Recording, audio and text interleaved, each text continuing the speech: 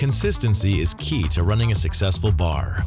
Knowing how many shots you should get from different bottle sizes is crucial for managing inventory and estimating costs to set drink prices. So, how many shots are in a bottle? Well, let's break down some common sizes.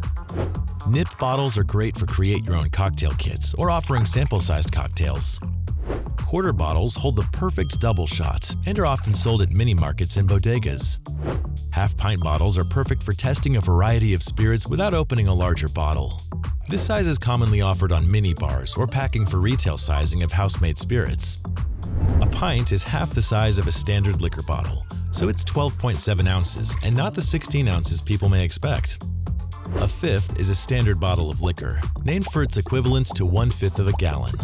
This sizing is often what bar managers choose to display at the back bar for marketing purposes.